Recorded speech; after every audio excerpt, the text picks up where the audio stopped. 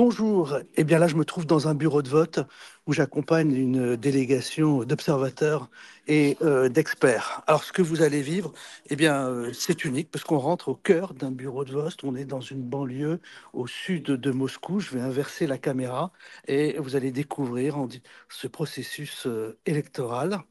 J'inverse la caméra et là, ce sont les experts qui discutent avec euh, les responsables du bureau de vote. Alors, ce que vous allez voir, c'est unique puisque on rentre au cœur de la machine électorale. Vous avez vu plusieurs articles en France, on nous explique que les journalistes n'ont pas pu pénétrer dans ces bureaux de vote. Eh bien, voilà comment les choses se passent. D'abord, il y a les personnes qui attendent dans le bureau de vote.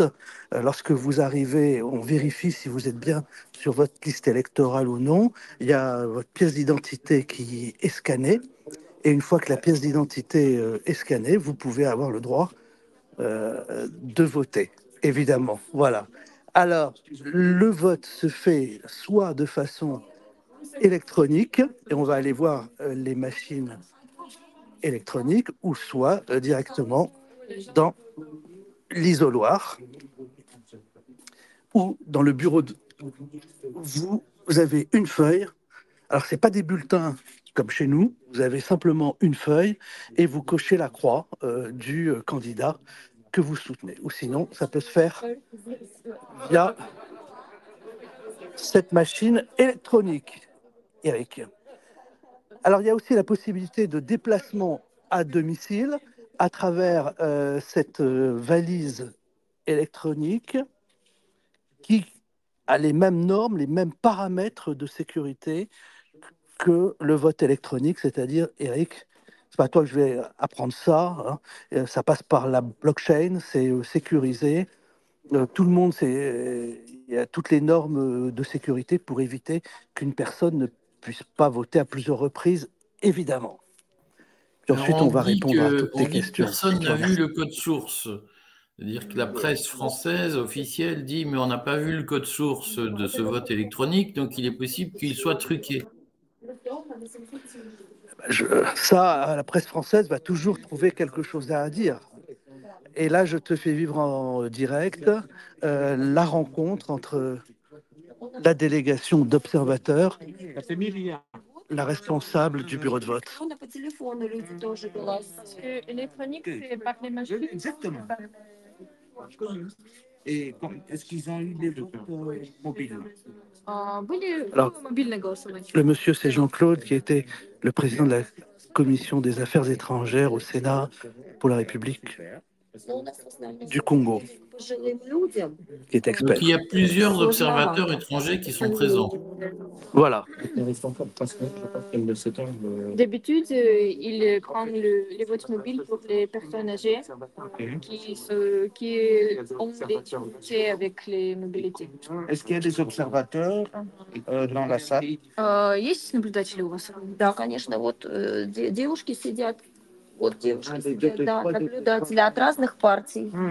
Des partis différents. Des partis différents. Donc là, les dames qui sont assises sont les observateurs de candidats Oui, différents. oui. C'est ça. On peut On demander. peut leur demander, oui. Alors là, ce sont des familles qui. Là, c'est une dame qui vient voter, voilà, avec sa fille. Elle vient de présenter, comme je l'avais expliqué, sa pièce d'identité. On va lui remettre un bulletin de vote.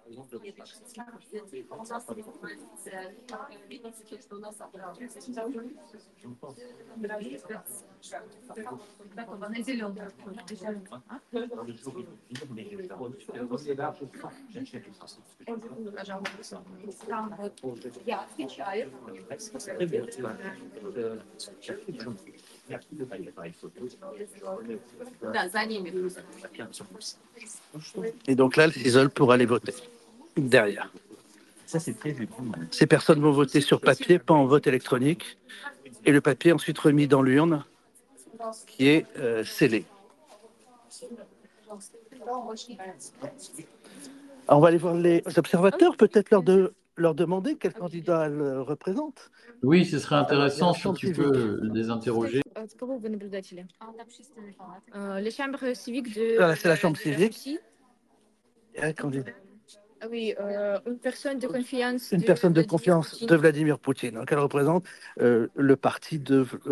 alors lui, Vladimir Poutine est un candidat indépendant, j'allais dire le Ah oui, parti de Vladimir. Non, je corrige, c'est la personne de confiance de Vladimir Poutine dans des candidats. Donc chaque candidat peut avoir son observateur, observatrice, voilà. Пойдемте сфотографируемся. Il y a une autre observateur. Il y a une autre observatrice. Ah oui, la chambre civique de Moscou. De la Chambre civique de Moscou. Est-ce que tu peux nous dire Ah, ce c'est la qu'est la photo. chambre civique? Elle a l'honneur d'être la seule femme parmi tous ces hommes. А, типа, да, на фотографии. А, Да. без вопросов. Кроме. Это нет, да, представляешь, многих On fait une photo, c'est ça. Allez, alors tu vois, c'est en direct. On est en direct pour le courrier des stratèges et on fait une photo puisqu'ils sont contents d'avoir eu cette visite. Je vais vous expliquer ensuite que que les observateurs, les experts sont libres d'aller dans les bureaux de vote. On a une liste. Ça, c'est important aussi, cher Eric. Il y a une liste de tous les bureaux de vote de Moscou et des environs, et les observateurs décident d'aller à l'improviste dans n'importe quel bureau de vote. C'est pas on nous montre ce que l'on veut bien nous montrer dans des bureaux de vote où tout serait préparé. On arrive vraiment par surprise parce que sur des milliers de bureaux de vote, là, il a été décidé par notre ami Jean-Claude qui est en face, qui lui représente le Sénat Congolais. du Congo, oui, voilà, de RDC, d'aller dans ce bureau de vote. On aurait pu être dans un autre, et là, on Et se donc, est-ce retrouve que là. vous allez visiter plusieurs bureaux de vote aujourd'hui? Ah, là, c'est le troisième. Hier, on en a fait une dizaine. Chaque fois à l'improviste, sans que ce soit Chaque encadré fois à par les l'improviste. autorités. Et d'ailleurs, on va rester ensemble, on va remonter dans la voiture, ensemble, dans notre camionnette, et tu vas voir comment les choses se passent. Avec une observation. Oui. Всё, хорошо, да. Donc, on va... Всё. Là, monsieur est député, représente le Parlement d'Arménie. Monsieur est arménien. Voilà, député arménien. Viva la France, viva la liberté. Spasiba. Spasiba. Voilà, on quitte ce bureau de vote en direct.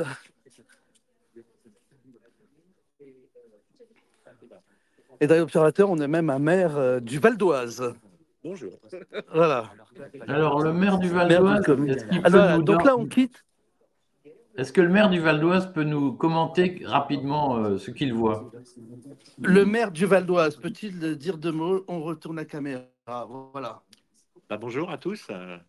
Nous sommes, je suis extrêmement surpris de la qualité de ces bureaux de vote, de l'ambiance qui y règne et l'accueil que nous avons reçu ici sur tous les bureaux de vote depuis hier. Mais en monsieur le maire, vous êtes de quel parti? Je suis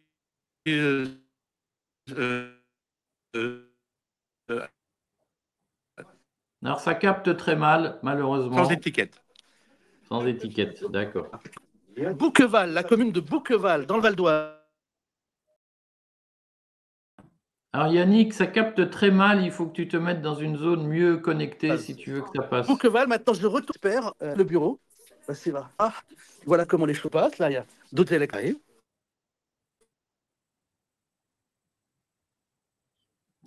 Yannick, tu es dans une zone qui capte très mal. C'est là. Matin, Moscou. On est dans une banlieue du sud, là. Hein. On est dans une banlieue sud, hein. C'est à peu près. Banlieue sud. On est dans le sud-est, je crois. Hein, c'est ça, on a fait le sud. Alors, mademoiselle est une jeune étudiante. Tu es étudiante à l'ENA de Moscou. L'université de ministère des Affaires des étrangères qui Affaires furent les étrangères. futurs diplomates. Et le droit international. Elle fait du droit international et elle Ouais. parle français. Les Elle apprend le traducteurs français. anglais, français, russe. Voilà, et elle fait ça bénévolement Ouais. pour accompagner les experts, c'est ça? Oui. Hein? Bénévolement. C'est elle qui vous fait la traduction des discussions? Oui, elles sont deux. Voilà. Alors, combien de francophones t'accompagnent? Combien d'observateurs francophones ou étrangers d'ailleurs sont avec toi? Alors, il y a actuellement dans Moscou 400 observateurs étrangers. C'est ça, hein, on confirme. Observateur et De- expert. Et experts. Tout mélangé 400. Alors, Cyril, par exemple, lui, est francophone. Et il partage sa vie entre la France et Moscou. Résident secondaire à Moscou, tu parles les deux langues. Bon, mais est-ce que Cyril peut nous dire deux mots de lui, qu'il se présente, qu'on sache qui il Cyril, est, de quoi allez, il vit? on retourne la caméra, vas-y. Bonjour à tous. Écoutez, oui, je suis élu en France, alors élu local et départemental dans le département de la Côte d'Or, maire adjoint d'une ville qui s'appelle Talent, qui est la quatrième ville de Côte d'Or, et puis élu à la métropole de Dijon notamment.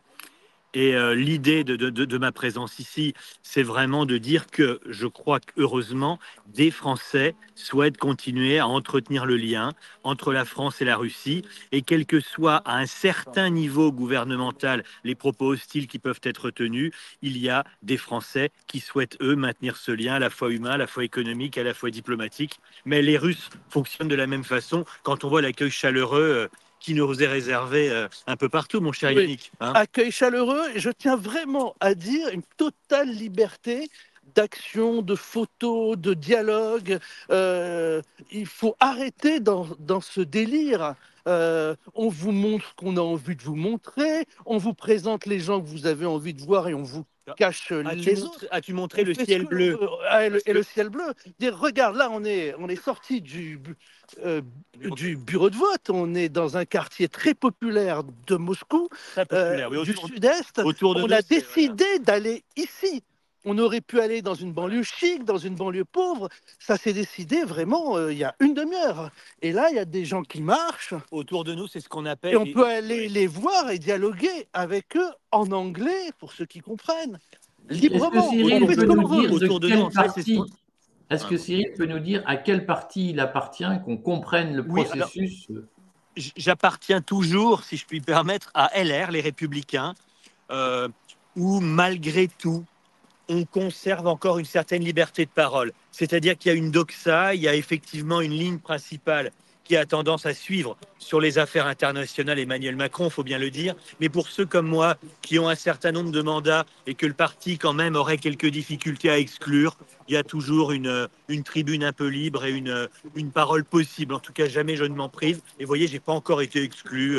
On a toujours quand même je le dis en plaisantant, mais localement, le travail se fait. Et en tant qu'élu local, je suis aussi étonné de voir que dès que les micros se ferment et que les caméras s'éteignent, une grande partie des militants LR et même de leurs élus et responsables sont beaucoup moins hostiles à l'égard de la Russie, beaucoup plus circonstanciés et beaucoup plus aussi conscients des conséquences pour l'économie française, son industrie et bientôt son agriculture, de ces sanctions et de ces contre-sanctions qui sont à la fois inefficaces et surtout destructrices de notre propre économie.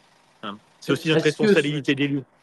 Est-ce que sur place à Moscou, ou dans les personnes que vous rencontrez, dans les Russes que vous rencontrez, certains vous parlent de la France, de la position de la France dans le conflit avec l'Ukraine? Alors oui, naturellement, les gens nous en parlent. Mais alors je dirais, pour être clair, déjà à l'époque soviétique, les dirigeants soviétiques, la presse soviétique, avaient tendance à distinguer les peuples de leurs dirigeants. C'était d'ailleurs à l'époque. C'était très gaulliste. C'était aussi à l'époque un peu de la propagande, qui consistait en gros à dire les dirigeants américains nous détestent, nous sommes en pleine guerre froide, mais le peuple américain rêverait d'être communiste, etc.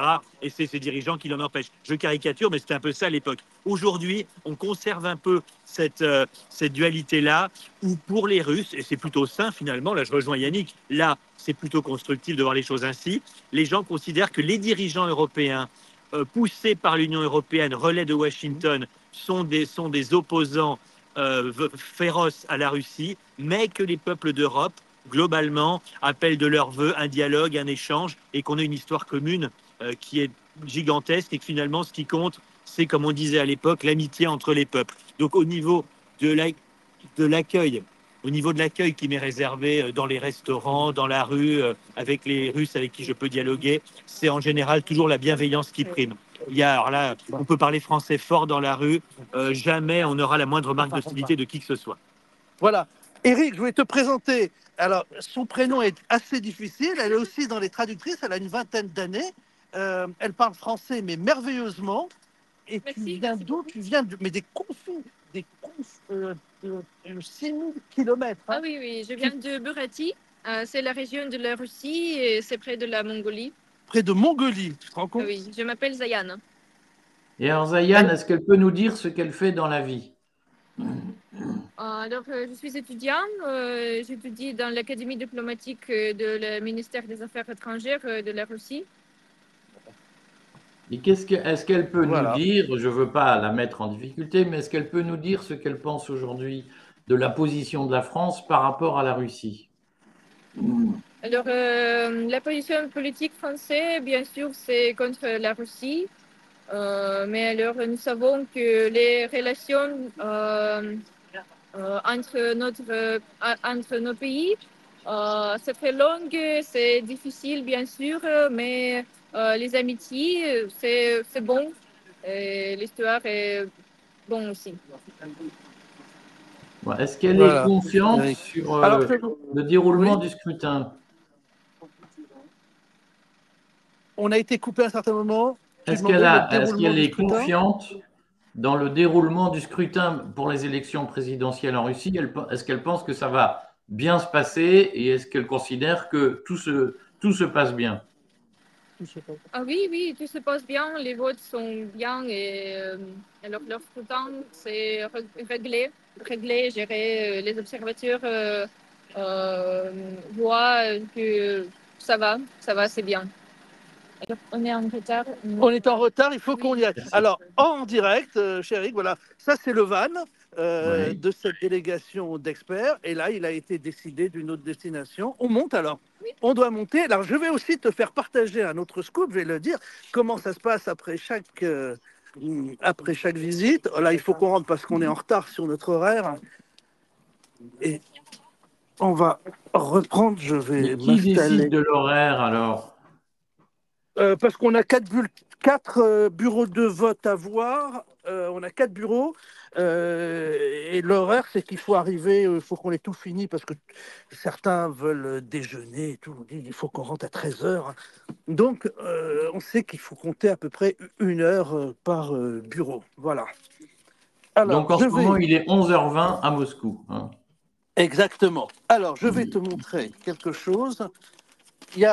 J'ai pris un double. À la fin, on a noté le bureau de vote que l'on vient de visiter et chaque expert a cette feuille et je vais te lire la feuille. C'est un Et cette feuille, questionnaire. elle est rédigée par qui, Yannick? Elle nous est donnée par, le ministère des Affaires étrangères et la Chambre civique. Et c'est un questionnaire d'évaluation bureau par bureau. Je ne vais pas lire toutes les questions qui nous sont posées. On doit répondre oui, non, mais certaines. Avez-vous observé des refus illégaux et déraisonnables de délivrer des bulletins de vote? Oui, non. Avez-vous observé des cas d'absence illégale d'inscription de citoyens sur les listes électorales? Avez-vous observé la délivrance de bulletins de vote sans la présentation d'un passeport ou d'une pièce d'identité? Avez-vous observé des problèmes d'accès au vote d'un électeur, etc., etc. Il y a des questions sur le suffrage universel, d'autres catégories de questions sur l'égalité du droit de vote. Avez-vous observé un électeur voter à plusieurs reprises ou recevoir plus d'un bulletin de vote? Avez-vous observé des fraudes ou des problèmes liés au vote dans les nouvelles régions russes? Bon, ça c'est pour ceux qui sont partis dans les nouvelles régions russes. Secret du vote, avez-vous observé un vote organisé en dehors des isoloirs destinés au vote secret? Avez-vous observé une coercition pour voter à l'extérieur des isoloirs destinés au vote secret. Tu vois, il y a toutes ces questions. C'est très détaillé pour. On est vraiment libre. Donc, on remplit ce questionnaire bureau de vote par bureau de vote. On nous demande vraiment si, dans ce que l'on a observé, dans notre liberté de nous déplacer, dans notre liberté d'observer, si on a observé la moindre anomalie, si les gens sont réellement libres de voter en toute confidentialité. Voilà un peu comment Non, les choses se font. est-ce que les 400 observateurs que tu nous évoques sont regroupés dans le même hôtel le soir? Est-ce que tu les as vus? Est-ce que tu peux nous dire quel profil ils ont? Alors non, je les ai pas tous vus parce qu'en réalité, les regroupements semblent se faire par langue. Donc nous, on est plutôt dans une zone très francophone. Il y a des Maghrébins, il y a des Africains et des Français. À quoi que non, dans notre hôtel, il y a des Italiens aussi. Euh, les observateurs représentent vraiment toutes les nationalités. Et est-ce que vous êtes répartis par groupe? Là, on voit que finalement, vous n'êtes qu'une poignée. Il y a combien d'observateurs français avec toi, par exemple, d'observateurs francophones? Alors, en observateur pas francophone, mais français, là, tu vois un groupe, je vais réinverser, là, on est 1, 2, 3, 4, on est 5 Français. Il y a Jean-Claude du Congo et il y a un Arménien qui est avec nous, donc c'est francophone. On est 5, et dans le groupe français, il y a 4 groupes comme le nôtre qui sont actuellement dans Moscou ou s'approche banlieue. Et il y a également un autre groupe de Français qui, lui, est parti il y a 2 jours pour faire quelques milliers de kilomètres et aller dans des régions beaucoup plus éloignées. D'accord. Et donc, les 4 groupes de Français qui sont en En ce moment, observation voilà, choisissent comme chacun nous, là. les bureaux de vote où ils veulent aller. Voilà, voilà. Bon, je vois que Cyril. Bon, Yannick, merci beaucoup de toutes ces précisions. Voilà. Retourne la caméra qu'on te voit. Je te fais Sauf profiter si de Moscou, voilà. l'observateur du Congo veut nous dire quelques mots, ce qui serait intéressant s'il accepte.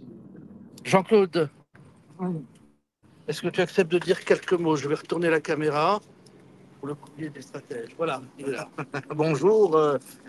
Écoutez, je tiens tout simplement à dire que les opérations de vote sont en train de se dérouler conformément aux standards internationaux, c'est-à-dire qu'on voit que les électeurs vont librement voter sans contrainte et qu'il y a un registre d'électeurs qui est présent dans chaque bureau de vote et que chacun exerce son devoir citoyen sans pression.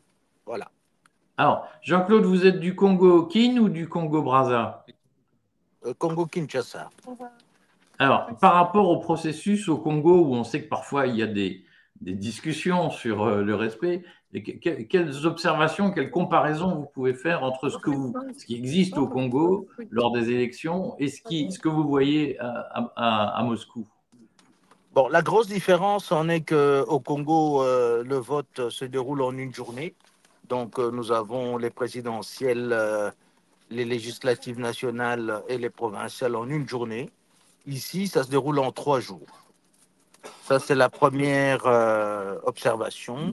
La deuxième observation, c'est que, bon, ici, il y a un vote papier et un vote électronique qui est couplé dans le même bureau de vote, alors que chez moi, au Congo, nous n'avons qu'un vote semi-électronique.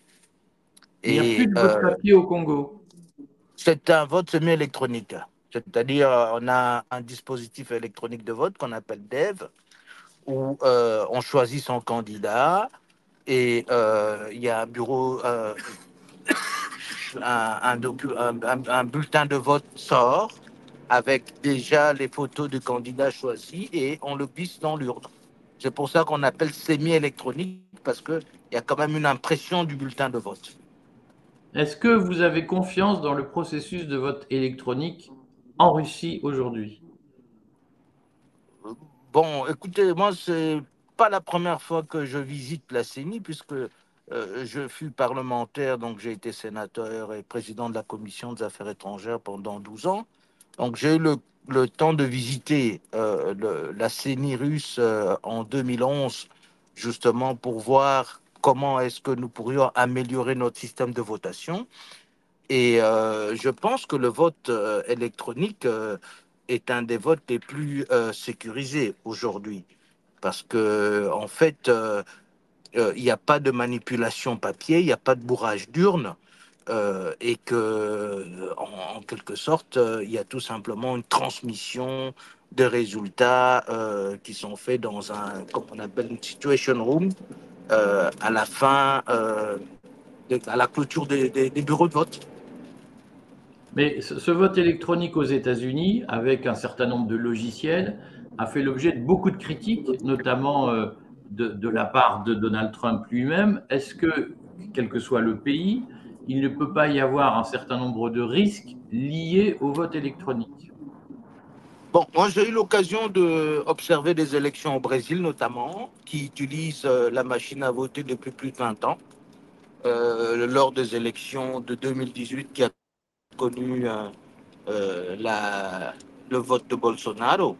Et là aussi, c'est un vote totalement électronique et il est sécurisé par un système de clé USB. Euh, Sur la blockchain un peu. Non, non, pas du tout. En fait, chaque électeur vote sur sa machine électroniquement et lorsque les opérations de vote sont clôturées, à ce moment-là, à heure fixe, tout le monde transmet le résultat.